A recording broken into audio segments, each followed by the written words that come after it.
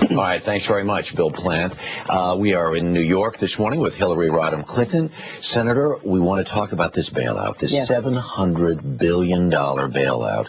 Liberals have their doubts. Conservatives have their doubts. I want to talk about some of the sticking points, including executive compensation. Should all of this money go to these giant Wall Street corporations and the executives still be paid what they were going to get paid before? Harry, we cannot give the firms a blank check. We can't give the Treasury a blank check. You know, taxpayers need to have some control over the purse strings and not be left holding the bag. And that's what the negotiations are really all about. I think most people have reached the consensus that we have to do something unprecedented for intervening into the markets like this. But what we also have to do is make sure that homeowners get some relief, that it's not just for the banks and the lenders, that we have some checks and balances and not a blank check, that we also begin to look at the root cause of this, which are these mortgages that people can't afford, that many of them were sold without adequate information and understanding, and begin to rewrite those so we don't continue down this path. And I have put forth a proposal that I've been working on and actually talked about during the campaign that says we need something other than just investing our Treasury Department with all of this authority. Let's go and see what worked in the past. Sure. Franklin Roosevelt did a pretty good job, created the Homeowners Loan Corporation. It helped people stay in their homes, stabilize the housing market during the Great Depression. The Treasury ended up making money, but that was a group of people dedicated to just that task. So I think we're going to have to create something like that once we get through this immediate crisis. Is there a sense of urgency? Dick Durbin went into the well of the Senate the other day and said, why does this feel like Iraq all over again? Why does there feel like there has to be a rush to get this done? Richard Shelby is neither adequate nor... Does this happen this week or by next week? Well, something has to happen because of the neglect of the administration in handling this problem in the past. You know, you covered the campaign. I talked about this for 18 months. I said, this is coming. We've got a big problem. We've got to figure out what to do about these mortgages. We have to rein in the banks. We need new regulation. And I remember having said that, I gave a speech in Wall Street last December making some of those points, and the administration basically brushed me off, said, you know, she's wrong, it's contained.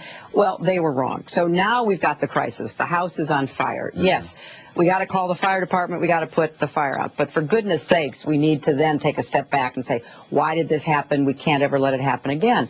But I think that the calls for being careful about this coming from the Congress are absolutely right.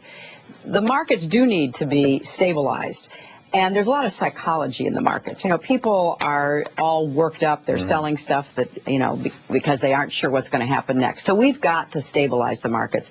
But I really respect what my colleague in Congress and I are trying to do, which is say to the administration, look, you got to do some additional steps here. This is not going to be enough, and we don't like giving you this much authority with no accountability. So we're working that out. Just over 40 days to the general election. That's right. Who's going to win? Barack Obama's going to win. No doubt in your mind? No doubt, and here's why. If anybody looks at the mess we're in today, why would they reward the Republicans? I mean, that makes no sense to me at all. Tom McCain would say, I'm a maverick. I've always stood away from these guys. Well, they're not me. Well, I have a lot of respect for Senator McCain. He's a friend of mine.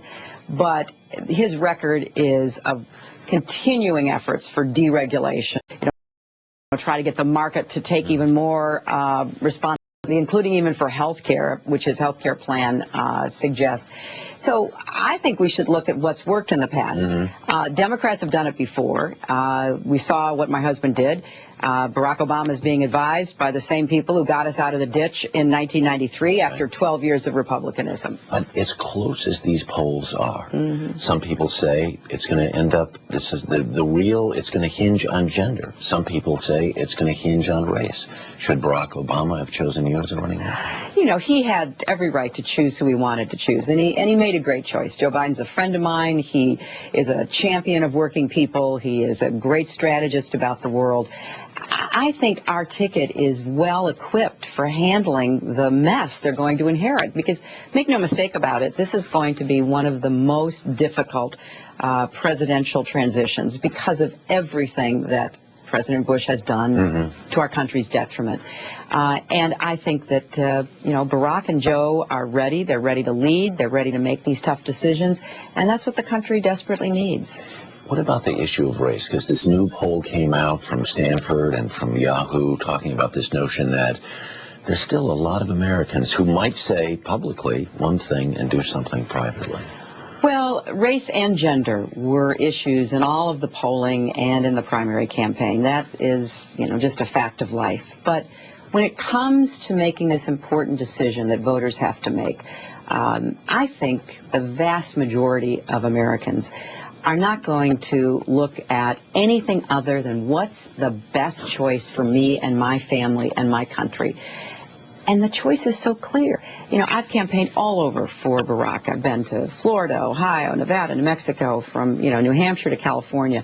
And I always say to people, I know how interested you are in this election, but instead of asking each other, who are you for, ask who is for you. And there isn't any other answer except Barack Obama and Joe Biden. Very quickly, do you think Sarah Palin's being treated fairly?